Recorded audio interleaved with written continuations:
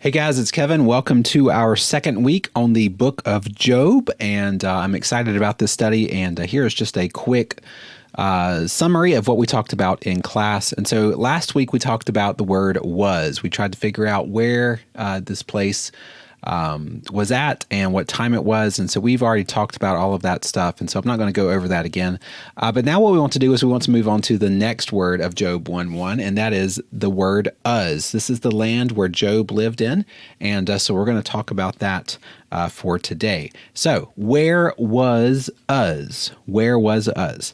So big disclaimer here. We don't know exactly where Uz was located at. It doesn't exist today, and so it's a little bit tricky to find, and we don't know 100% sure where it's at. I'm going to give you a reasonable guess as to where it's at based on a lot of breadcrumbs and a lot of little clues, but here's what we've got so far. So let's look at this genealogy here. We've got Noah, who had a son named Shem, and then had a son named Aaron, and then finally a son named Uz. So there was a person named Uz, and he was the great-grandson of Noah, and so it's possible that Uz went and had his own little town and place, and this is where it could be located. Now, this place would be outside of Israel.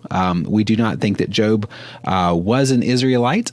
He did not have a Hebrew name, and we have some other hints as well. For example, in Job 1:3, it says that Job was one of the greatest or the greatest of all the people of the East. And when it says people of the East, that is referring to the east of the Jordan River. And so Israel would be on the west, and then everything east essentially is, what we call today the Middle East and going into Asia. That would be the people of the East. So east of the Jordan River. Also, we look at some other little clues. In Job 1:17, it talks about the Chaldeans and how they were at least close enough to invade and raid the area where Job was at. And so if you keep that in mind, you can kind of look where the Chaldeans were and kind of figure out where Job was living at as well. So you piece all that stuff together, we get to the idea that it probably was between Edom and northern Arabia. I'll show you a map in just a second of what that looks like. And the reason we say that it's near Edom is because if you look at Jeremiah 25:20 and Lamentations 4, these are two places where the word Uz, the place of Uz, is mentioned. And both times it mentions the kings of Edom. And so we kind of assume that the area of Uz was close to Edom. John MacArthur says that Uz was probably close to Midian, and Midian is another interesting place. That's where Moses lived 40 years after he left Egypt, after he had murdered someone and left and went away for a long time. That's Midian. That's where he went to. And so that's pretty interesting as well, because a lot of people think that Moses may have written the book of Job. So that is interesting that Midian and Uz would be pretty close together. And it all boils down to this location. Wadi Sirhan, that's how you pronounce it, is the most likely contender for the land of Uz. This is not a 100% guarantee, though. This is probably like 50% at best. But let me show you a map here. This one I just made using Google Earth here. You got Israel on the top center there. So there's the Israel, and then the Jordan River to the east of that. Then you go down and you see Edom, and you see Midian, and you see the Chaldea area. And so right in the middle, you have the Wadi Sirhan area, which is in northern Saudi Arabia today. And so this is the most likely contender for where Uz is at, but we don't know for 100% sure. I'll give you 50% odds. That's about all I can do. All right, the next thing we want to do is the word Job. What does the word Job mean? So who was Job? Why does he have the name Job? So in Hebrew, this book was written in Hebrew, and so we do have a Hebrew word, although his original name wasn't a Hebrew name. But the word in Hebrew is Eob, and so that's where we get the word Job from today. It could mean a lot of things, but one of the ideas is it means persecuted or enmity or hostility. And the whole question is, who is it hostility towards and who is the enemy? And so that's the big question. A persistent foe is also another good possible explanation of what it means. But does that mean that God is the adversary and he is persecuting Job, or is God the enemy? That's one way of looking at it. Or another way to look at it is Job the object of persecution? Is Job being the one persecuted? Is Job one that has enemies against him? And so there's two ways to look at it that way. There's another possible interpretation of the word. If you look at the etymology, it could be, where is my father, or do not let me be forgotten. I'm not a linguist, so I don't know these exactly. So it's possible it's talking about these. And Job does ask a lot of questions about God and his role in all this, so there could be some meaning behind this. But today, when we talk about the word Job, we essentially just mean someone who suffers righteously, someone who is going through a lot of trials and tribulations and suffering, whether they deserve it or not. And so that's kind of what we think of when we think of the word Job today.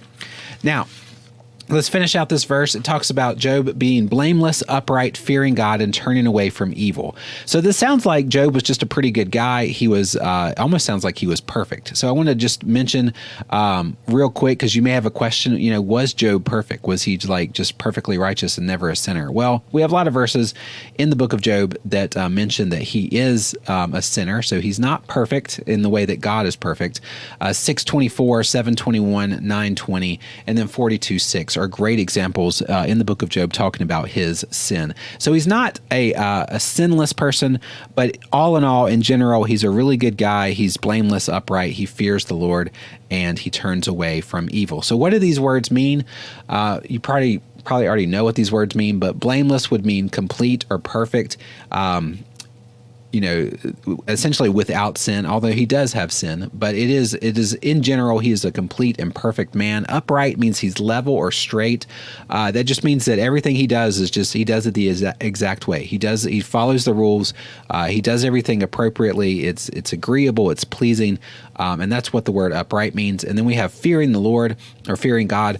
And that can mean a lot of different things. Reverence is one that we see a lot for fearing God, reverence of God and his authority, or in all of it, in all of God, or honoring God. Or it could just mean afraid. It just means I'm afraid of someone because he has power over me.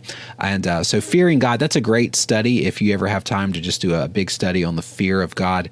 We talk about the love of God a lot, but the fear of God is something very interesting to study as well. And then finally, turning away from evil.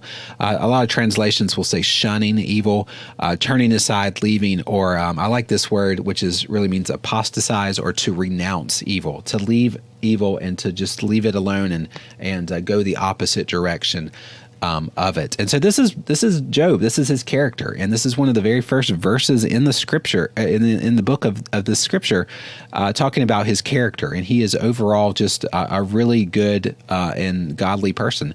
And we look later in the book of Job, and in just a few verses later, where God says this about Job as well. He says, "Look, have you considered my servant Job? He's blameless. He's upright. He fears God. And he turns away from evil." So even God is saying that Job has this character as well. So we go to the next few verses, and it talks about how much wealth that Job had. And so he had 10 children, including 7 sons and 3 daughters, 7,000 sheep, 3,000 camels, 500 yoke of oxen, 500 female donkeys, very many servants, and above all, he was the greatest of all the men in the East. So he had a lot of wealth. And so I just did a really quick study to see how much money he might have. It's hard for children. It's hard to gauge that, but in today's dollars, that's $30,000 in tax credits. So that's quite a bit of money. 2.1 million in sheep, 780,000 in camels, 1.5 in oxen, 500,000 in donkeys. The servants, we don't know how many servants he has, but I just guessed at 100 servants. That would be $3.1 million. That's $15 an hour for 100 servants, $3.1 million per year. And you add all those up and you get over $8 million. So Job had quite a bit of wealth. This doesn't count all the land he has or his businesses or other assets that he has, but he has at least $8.0 million in today's money at the very minimum. All right, in summary, there's a lot of unknowns about Job. Where did he live?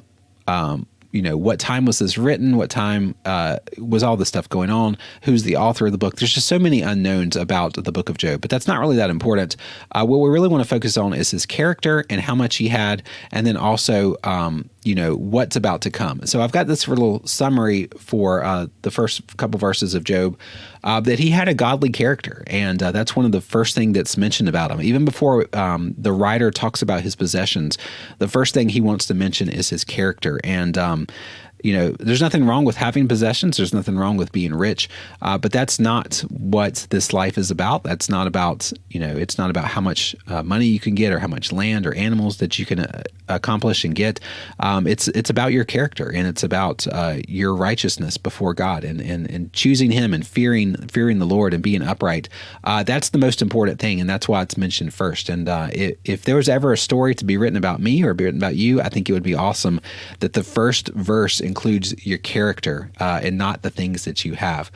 But he had a godly character, and he had a lot of things. Job was doing his life perfectly. He was following the Lord, and he was being successful at life, and he had a big family, and he had all these possessions. Like, everything that was going perfect in Job's life. If this is how you wanted to live a life, this was the template you wanted to follow. And so that's how the author is setting this up, that everything is going perfect for Job. And now he's got a test coming, a huge test, and we're going to start getting into that next week. But if you are doing everything right and everything is going well, in your life right now, and you have good character and a lot of things, and just you're loving life, well, be prepared, because there is still a lot of life left to living. And for Job, he's got a lot of testing coming up, and a lot of suffering coming up. And so just because you're doing everything right does not mean you're going to be immune from that. There is wisdom in following God and stuff like that, but that doesn't mean you're going to be immune from life sufferings. And so that's what the whole book of Job is about suffering, even though you don't necessarily deserve it per se, but it's how to handle those sufferings and how to handle the questions you have during it. That's all I got for this lesson. Just a little bit of background on where Uz was and what this character means for Job. But I'll look forward to continuing on this study with chapter 1 of Job as we go into this lesson next week.